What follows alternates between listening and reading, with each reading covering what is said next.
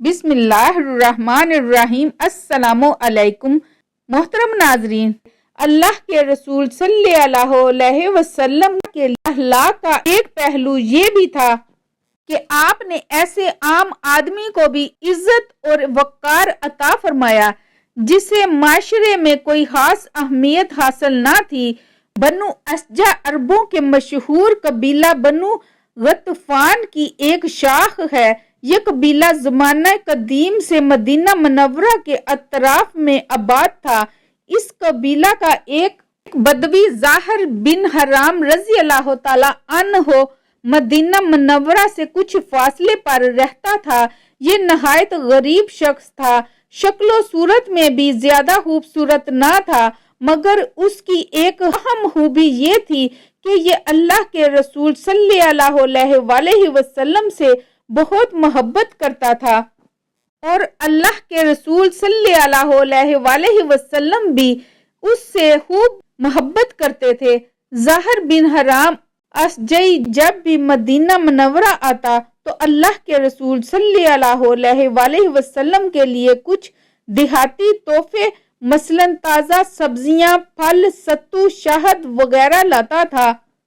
ظاہر جب واپس جانے لگتا تو اللہ کے رسول صلی اللہ علیہ وسلم بھی اسے شہری سوغاتیں دے کر رخصت فرماتے۔ ایک دن تو اللہ کے رسول صلی اللہ علیہ وسلم نے ظاہر کو ایک ایسا اعزاز عطا فرمایا جو غالباً کسی اور صحابی کے حصے میں نہیں آیا۔ ارشاد فرمایا، ظاہر ہمارا دیہاتی دوست اور ہم اس کے شہری دوست ہیں۔ ذرا حدیث کے الفاظ پر غور فرمائیں۔ یقیناً ہر شہری خاندان کا ایک دیہاتی دوست ہوتا ہے اور آل محمد صلی اللہ علیہ وسلم کا دیہاتی دوست ظاہر بن حرام ہے۔ ظاہر سیدھا سادہ آدمی تھا، شہری آداب سے ناواقف تھا۔ جب اپنے گاؤں سے آتا تو اپنے ہمراہ لائی ہوئی سوغاتیں لے کر بازار ہی میں کسی جگہ کھڑا ہو جاتا اور بیچنا شروع کر دیتا۔ پرانے زمانے سے یہ دستور چلا آ رہا ہے کہ دیہات سے جب کوئی شخص سبزیاں، پھل وغیرہ لے کر آتا ہے تو لوگ بھاگتے ہوئے اس کے ارد گرد اکٹھے ہو جاتے ہیں۔ انہیں تازہ سبزیاں مل جاتی ہیں جو عموماً سستی ہوتی ہیں۔ ایک مرتبہ ایسا ہوا کہ ظاہر اپنے ہمراہ کچھ دیہاتی سوغاتیں لے کر مدینہ منورہ کے بازار میں آیا اور ایک جگہ کھڑا ہو کر انہیں بیچنے لگا۔ اس کی قسمت اچھی تھی کہ اللہ کے رسول صلی اللہ علیہ وسلم بھی بازار میں تشریف لے آئے۔ آپ صلی اللہ علیہ وسلم نے اپنے دیہاتی دوست کو دیکھا تو آپ نے پیچھے سے جا کر اس کی آنکھوں پر اپنے مبارک ہاتھ رکھ دیے۔ ناظرین، ذرا تصور کیجئے کہ ظاہر کی آنکھوں پر اللہ کے رسول صلی اللہ علیہ وسلم کے مبارک ریشم سے زیادہ نرم و نازک اور عنبر و گلاب سے زیادہ خوشبودار ہاتھ ہیں۔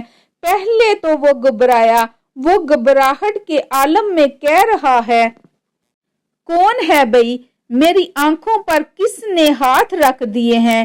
لیکن جب اس نے اللہ کے رسول صلی اللہ علیہ وسلم کے مبارک ہاتھوں کی نزاکت کو محسوس کیا اور آپ صلی اللہ علیہ وسلم کی خوشبو سونگھ لی تو اسے معلوم ہو گیا کہ اس کے پیچھے تو کائنات کے امام کھڑے ہیں۔ اس نے موقع غنیمت جانا اور اپنی پشت کو اللہ کے رسول صلی اللہ علیہ وسلم کے سینے سے ملنا شروع کر دیا۔